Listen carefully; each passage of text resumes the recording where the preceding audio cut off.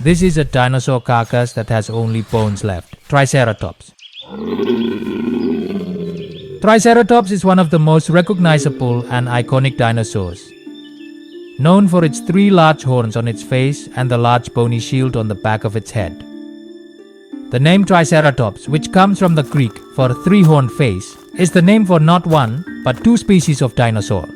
Triceratops prorsus and the more common Triceratops horridus. This dinosaur lived during the late Cretaceous period, about 68 to 66 million years ago, and its fossils have been found primarily in North America.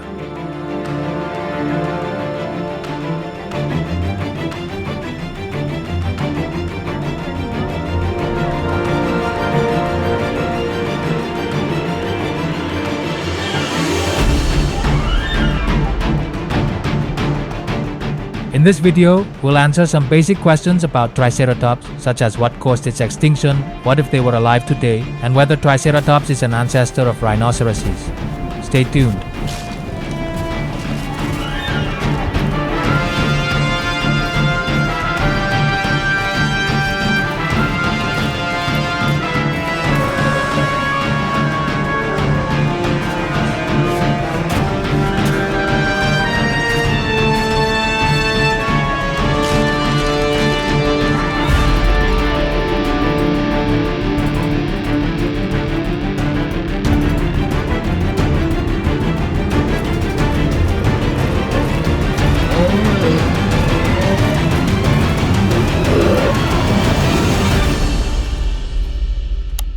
Triceratops was first discovered in 1887 and was officially named by American paleontologist Othniel Charles Marsh in 1889. The first Triceratops fossils to be discovered were 2 horn cores. These fossils were found near Denver, Colorado, United States. Marsh initially thought they were just fossils of bull horns. But in 1889, paleontologist John Bell Hatcher found a nearly complete Triceratops skull in Wyoming. Marsh then realized his mistake and named the ceratopsid dinosaur Triceratops. Triceratops fossils are among the most widely found, providing scientists with a wealth of information to understand the life of this dinosaur.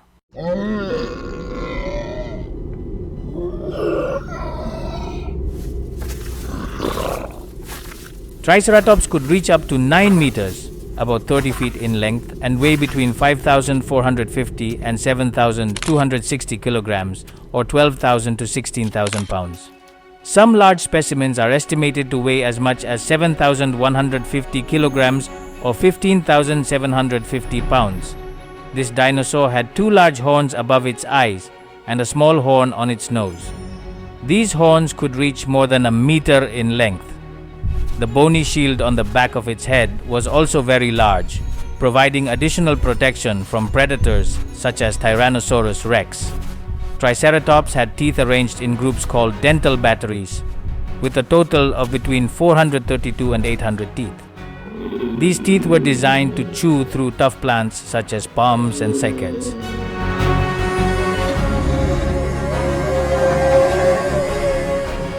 Triceratops were herbivores that lived in grasslands and woodlands, feeding on low vegetation. Although often depicted as social animals, fossil evidence suggests that they may have lived alone rather than in groups.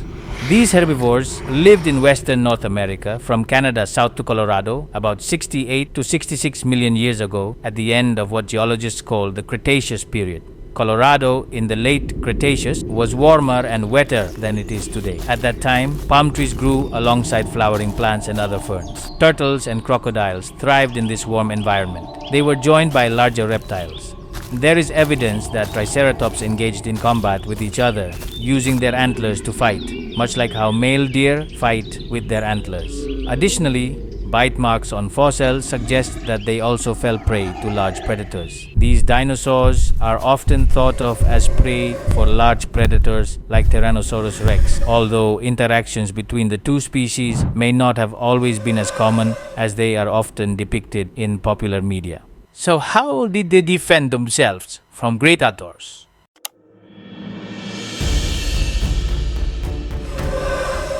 Triceratops were equipped with 3 horns, 2 large ones above the eyes and 1 smaller one on the nose.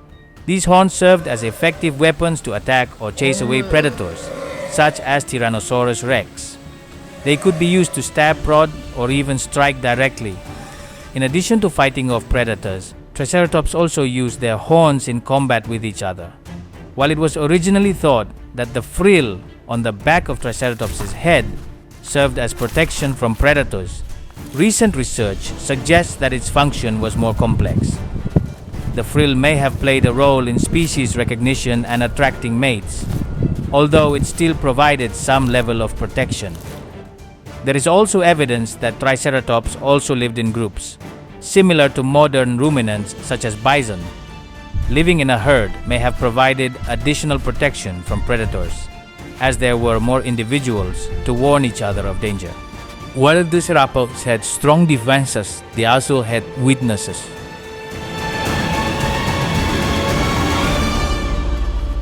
Their mobility was limited by their large size and heavy body shape, making them less agile than faster predators. This could be a challenge when facing attacks from faster predatory dinosaurs.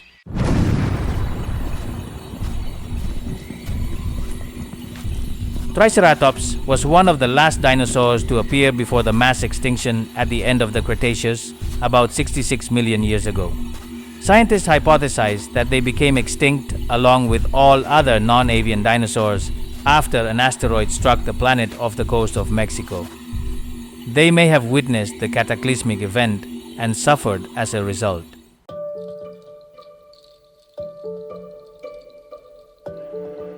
This is a question you may often ask. Was Triceratops the ancestor of the rhinoceros? Although they look very similar physically, sharing a large body, thick skin, and a horn on their face, Triceratops is not the ancestor of the rhinoceros. Scientifically, the two come from completely different lineages in the evolutionary tree of life. Triceratops is a reptilian dinosaur. They reproduced by laying eggs and lived during the late Cretaceous period. Rhinoceros, on the other hand, are ungulates or odd-toed hoofed mammals. They give birth, suckle milk, and are closely related to horses and tapirs. The ancestors of rhinoceroses only appeared about 50 million years ago, after the dinosaurs became extinct. Triceratops became extinct completely during an asteroid impact 66 million years ago. They left no direct descendants. This is unlike theropod dinosaurs like raptors, which evolved into birds. The oldest known ancestor of the rhinoceros is Heracus, which actually looked more like a small tapir or hornless horse. So why are rhinos and Triceratops so similar? This phenomenon of similarity is called convergent evolution. This occurs when two unrelated animals develop similar physical traits because they adapt to similar lifestyles or environments. Both developed horns as a means of defense against predators and for male duels. Both needed massive bodies to accommodate their large digestive systems because they both ate plants with difficult to digest fiber. So, even though they both had horns and liked to butt heads, rhinos were not descendants of Triceratops. They weren't related at all.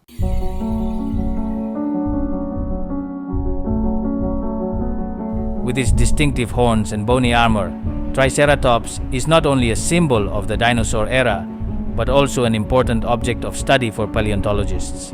Its fossil discoveries continue to provide new insights into the behavior, ecology, and evolution of this dinosaur, making it one of the most fascinating species in the history of life on Earth.